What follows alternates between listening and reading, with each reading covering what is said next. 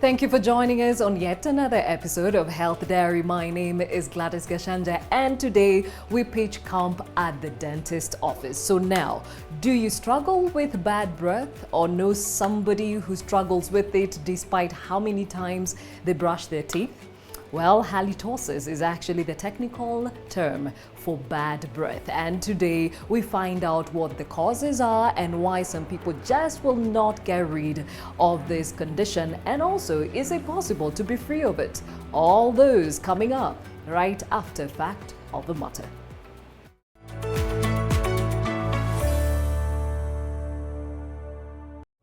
Halitosis, or chronic bad breath, is something that mints, mouthwash, and at times good brushing cannot solve. Though there are a number of possible causes of halitosis, the most common is oral hygiene. Unlike morning breath or a strong smell that lingers after a spicy meal, halitosis remains for an extended amount of time and may be a sign of something more serious.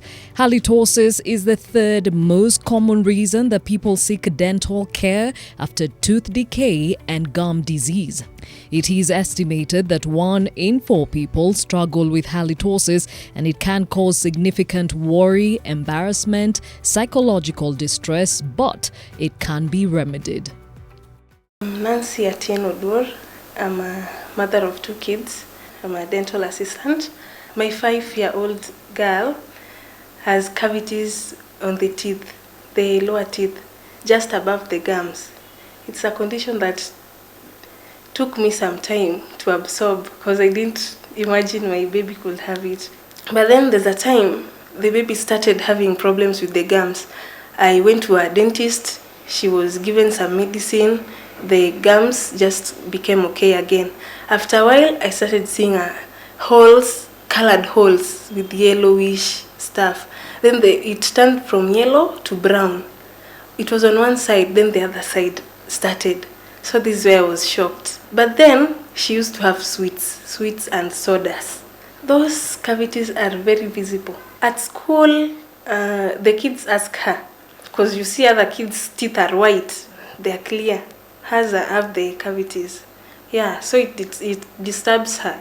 So before I leave, I make sure she brushes the teeth. After meals, I brush her teeth myself. Filling a cavity can cause from 3,500 to 4,000 per tooth.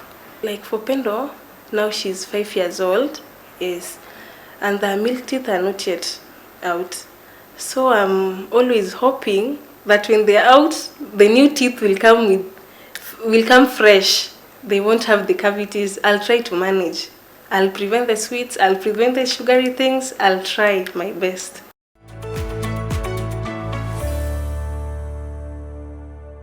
Now, anyone can suffer from bad breath, but to each their own reason. Now, to help us understand what exactly halitosis is and what causes it, with me is Dr. Brannis Munyasa, and she is a dentist, and I've got Anthony Murillo, who is a patient living with halitosis. Thank you for doing this with us. Now, Dr. I'll start with you.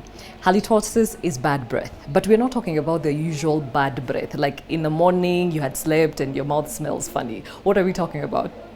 Okay, actually that's one of the reasons, one of the classifications of bad breath, but it's temporary because everyone gets it in the morning, but there's a reason for it as well. So there are many reasons why people have bad breath, and bad breath, there's the true, genuine halitosis, like we call it, and there's halitophobia. There are some people who just feel like, oh, I have bad breath, and then my friend will be like, no, you don't have bad breath. So that's like a false halitosis. Now the genuine one has many causes. So there are dental causes and there are other causes. So for the dental causes, like for Anthony, he's come here because of a habit that he has. One of the reasons why people get bad breath is smoking. Now for smoking, because of the habit they've been doing for a long time, so they get that breath of a smoky kind of bad breath. And then there's the obvious reasons for dental, like gum disease. And gum disease, people get it because of poor oral hygiene. Now with poor oral hygiene, the food keeps to attach around your teeth. and the bacteria does a lot of decomposition on the food. So those are the dental reasons, like the gingivitis or periodontitis, just generally gum disease. So for him, he has been a smoker for many years. So we're talking about him dealing with the after effects. Which are coming from his lungs, right? Yes, yes. Okay. So how now do you connect the lungs, and he's here for cleaning, right? Yes. So how yes. do those two connect? So he's here for cleaning because the smoking causes stains on his teeth. So he'd like the stains to be removed. For him, the bad breath cannot be treated by cleaning alone. He already knows that though. Yeah, so he's also on his pathway to quitting, yeah, Anthony? Oh, so he's still struggling with Yes. this. What makes it different from the usual temporary bad breath to I have one that needs to take me to the dentist? Most people, by the time they're coming specifically and say I have bad breath, is maybe because maybe the spouse told them, oh, you need to go to the dentist. There's a smell coming from your mouth, something like that, most people. And then a few will accept.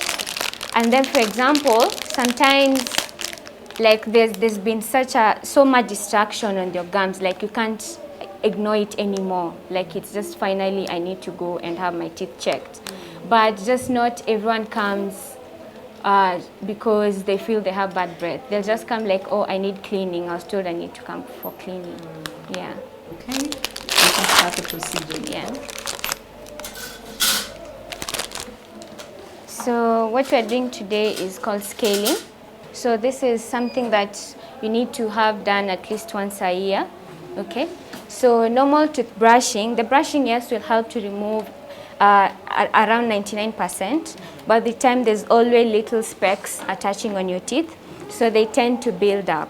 So that's why we advise you come for the cleaning at least once a year. And then you also need to complement the cleaning with flossing.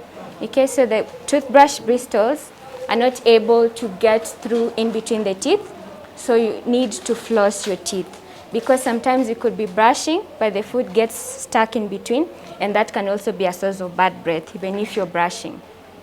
And for some people, if they're keen enough, it's not something that you should do, but if you try and floss and put your floss near your nose, you'll actually feel the smell. Ooh. Okay. So that can tell you how important flossing is. Okay. The fact that if you floss like once in a month, there's some sort of bad odor from the floss, it should tell you that you need to do it more often. Yeah. Anthony, kaa kichwa hapa katikati.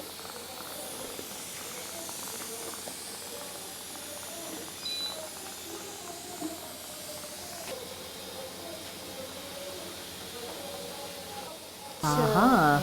So Oh, there's one now that I in the see stain. it. Yeah, you can see the stains. So the white things, maybe I can point. This is called the calculus, you can see. There. Yes. Yeah, so this contains a lot of bacteria, okay? And when the moment like just a small layer attaches, it makes it easy for everything, for more to attach. So because of the high percentage of bacteria and the bacterial byproducts, they tend to cause a lot of destruction around the gums, so leading to gum disease and breakdown, okay? So with time, if the person doesn't come for scaling yearly, it builds up, and some people it can even cover the entire tooth, okay? So this is why you need to have the cleaning done, because this alone can lead to bad breath, even without his habit of smoking. So are we saying anyone who's never been to a dentist for cleaning or scaling, as you call it, is probably dealing with halitosis, just doesn't know it? Because you see, when you live with it, so you can't feel it. Really it tell. becomes part of you. Now that the numbers are out of 4 people deal with halitosis, Yeah. how many patients, maybe female, male, children, who do you see more of as patients? We see more adults, but also a few children as well, but mostly it's adults. I'd say 50 to 50 for male-female ratio. Yeah. So, but females tend to seek dental care more than males.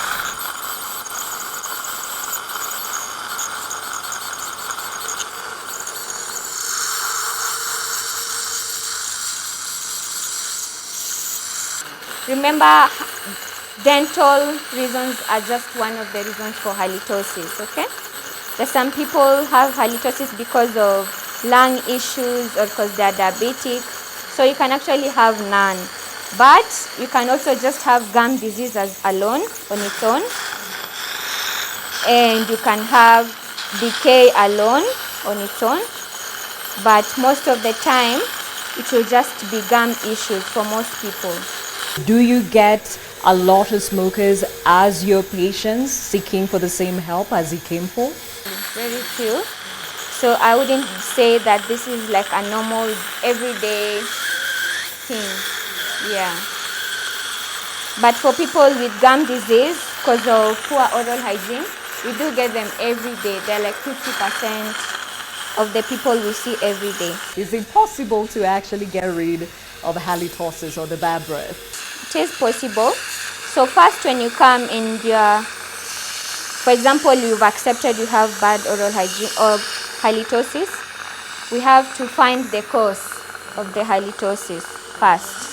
So we'll start to eliminate the dental reasons first, and if it's find that it is dental, for example, if it's gum disease, we will do scaling for you, give you oral hygiene instruction, tell you how to take care of your mouth, tell you to come for the scaling once a year.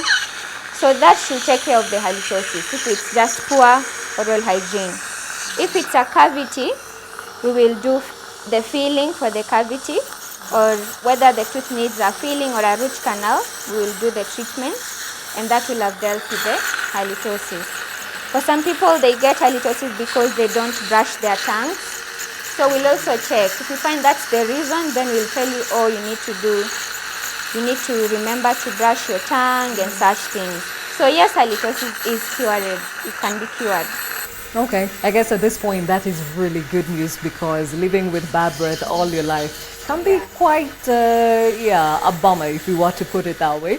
But when we come back, what foods should you stay away from to ensure that you don't have to deal with halitosis? And if you have to indulge in the onions and the garlic and the spices, what you need to put in place to ensure that you don't have bad breath. Stay with us. Welcome back. Our conversation today, halitosis, which is a technical term for bad breath. And now clearly a lot of questions coming through in as far as what exactly needs to be done for what situation, and Daktari will be giving us more insight on the same. And I'm still with Dr. Brannis Munyasa and our patient today, Anthony Muro, who is living with halitosis and actually is in the process of making sure he gets rid of it. Now, Daktari, before we went to break, we were cleaning. Yes. And you showed us how he looked like from the inside and the reasons why this could be a cause for halitosis. Yes. So with this measure scaling that you've done, would it make a difference, and how does it look like after? Can you see? Oh, wait a minute. Yeah. A lot of the discoloring is gone. Yeah, so most times the ones you can see on top, these are called pits and fissures. Yeah. Scaling the pits and fissures can be a bit challenging also because of the habit. But the surfaces and also on the near the gum, you can see all the calculus is gone. Yeah. And the stains as well. Yeah. Yeah. So the top as well. Uh-huh. And see the top? Excellent. Yeah. Yeah. So for somebody with a habit as his, how often should the cleaning be done in a year? So for someone like him, because of the smoking, the stains come back. It's not like he can brush them off now. So for him, he needs to come for scaling at least twice in a year. So depending on how good your oral hygiene and what the dentist thinks, the people will just need it once a year. But there's some people who form the attachments faster, the calculus now, the ones that bring bad breath, they need to come more often, and twice a year is good enough. Yeah. Some foods are associated to halitosis. For example, I like spicy food, I like the onions, the garlic in it. Yes. So what should I do? Are you telling me to stay away from these foods, or are you telling me there's something I can do to ensure that I don't have the bad breath after? Okay. So things like garlic, like you had mentioned, and onions bring temporary halitosis. Temporary because you can easily brush your teeth, but you'll also have to give it a bit of time because the food has gone into your stomach, the garlic. So the mouth might be clean, but the breath The breath also has the onion and garlic flavor. Is 8 glasses of water in a day, will I ensure that I don't have halitosis? Wait, so just on its own, you'll still have the halitosis if your oral hygiene is not good. You keep talking about flossing. Not everyone can afford or can access flossing. So, I mean, my Shaggy, what do I use as an alternative to flossing? Okay, so there are two types of floss. There's one that comes with handles, and then there's the roll one. So this roll one, some people prefer this one, and some people prefer this. Personally, I prefer the ones with the handle because you're able to have better grasp. And then if you use the one with the handles, you'll easily slide it gently in between your teeth and then remove.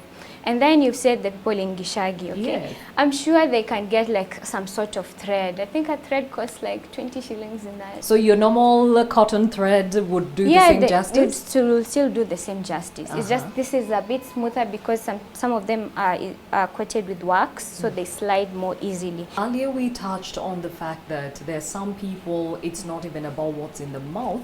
It could be an indicator of something that's happening in the body. So there are other systemic issues that could be the reason why you're having bad breath. So people with diabetes, for example, they tend to have a sweet, fruity smell coming from their mouth. And then there are guys with liver disease. For them, there'll be like some sort like ammonia, like urine kind of smell from their mouth. And then there'll be like people with lung issues, like for example, they have tuberculosis or they have an abscess in the lung. That will be more like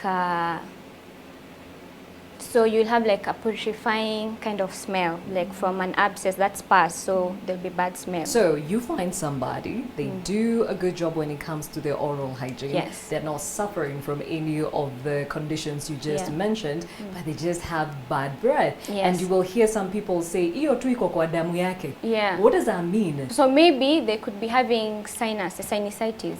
There are people who just have allergies, like the entire life, they always have allergies. So after the simple cases have been eliminated, the person needs to be sent to the right channels to find the other causes. Yeah.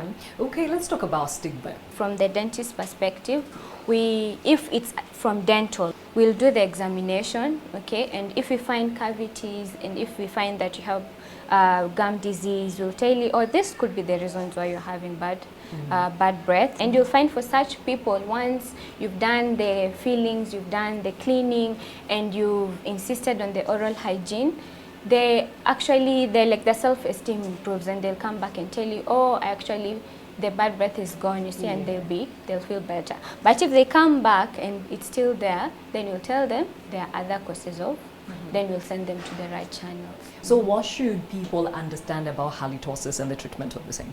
You should understand that halitosis has many causes. So before you open your mouth to actually make someone feel bad about their oral, the bad breath, understand that there are other causes. Find a good way of telling the person without making them feel bad about themselves. NHIF, insurance companies, do they help in, ensuring that people come for proper diagnosis or proper treatment or even cleaning and scaling? They'll cover for the normal cleaning, they'll cover for consultation. If it's fillings that are causing you to have bad breath, they'll cover for fillings. If it's root canals, they'll cover for, basically they cover for all the basic procedures that you need to have done that could help in improving your oral health. Yeah. NHIF? NHIF, yes, it does, but it's only for civil servants. Wow. So maybe the guys in the private can try and lobby for them to have dental cover as well. And even as we talk about halitophobia, which you touched on earlier on, is where you're obsessively thinking that you have bad breath, right? Yes, yes. So what are we saying? Is it, do I use my Listerine? Do I use my mouthwash to ensure that I'm good? Or what is it with this person that makes them obsessive? For you to diagnose bad breath, a third person has to be involved. You can't just tell me you have bad breath and I agree. Like, I have to experience the bad breath. Someone else has to agree that yes, the other person has bad breath. So if that can't be attested, then we cannot diagnose the halitosis, the genuine halitosis. So if it's the other type, the halitophobia now we have to direct to a psychiatrist. Okay. Yeah. So you're clarion calling as far as dental hygiene is concerned, because again, as you said, it starts from your oral hygiene. Yes. Most people tend to brush their teeth in the morning, you see. And by the time you're brushing in the morning, remember you ate supper at night and you slept with food debris in your mouth, okay? So this food, now that it's like you've organized a party for bacteria in your mouth, literally, because you've left all the particles of food, and you see at night you're not talking to people, you're not drinking, there's very little activity in your mouth. For most people, you say, oh, I only find time to brush once. I advise you brush in the morning after breakfast and at night before you go to bed. But if you have to brush once, then the most important time is at night before you go to bed. Then you also have to visit your dentist at least once a year or twice a year, depending on what they've advised you. Yeah. Okay, and just before I let you go, what's your opinion about using mouthwashes? So actually you're not supposed to use mouthwash every day, okay? Because mouthwash suppress the normal flora in your mouth and let the more dangerous type flourish in your mouth. So we recommend you just use mouthwash when it's been prescribed. Like for example, after tooth extraction and the dentist feels you'll need a mouthwash afterwards, or after scaling and your gums were really in a bad state, so there's a lot of bleeding, so we give you a mouthwash for 2 weeks. And then also, because some mouthwash can also cause staining of your teeth if you use them every day. So only use a mouthwash when there's need for you to use a mouthwash. All right, Dr. Brannis Munyasa, who is a dentist, and of course, Anthony Muruo, thank you for your time and being so patient. He is living with halitosis and he was here for some scaling and cleaning. And as we have seen and heard, you need to brush your teeth twice a day, you need to floss and ensure that you keep a very good oral hygiene. But then again, halitosis can also be caused by other things. Well, that has been our conversation for today, but before we say goodbye, here now is a health tip. To swim in the right attire, you will need a swimming cape, swimming glasses, especially if water affects your eyes, or swimming goggles, and then the right kind of swimming costume. So if you can invest in a good costume, it will last you a while. We discourage swimming in anything that looks like or feels like underwear, or things that we wear underneath our clothes. Big, oversized fit kind of swimming costumes, shorts, bikers. We discourage also swimming with bikers. The swimming costumes that have a skirt or a lot of flowers and very minimal strapping, that gets in the way of your swimming and you're not able to maximize if you're swimming for exercise. Yeah. If you're going to the beach, it's good. You can go in your two-piece, you can go in your skirt and enjoy, because the swimming and the resistance is not too high. A very informative episode of Health Diary. Thank you for your comments and yes, your questions. We shall be forwarding them to Dr. Munyasa for more answers and of course consultation, if you may call it that. My name is Gladys Gashanja. Now that we're talking about oral hygiene, it is my turn on the dentist chair. See you next time.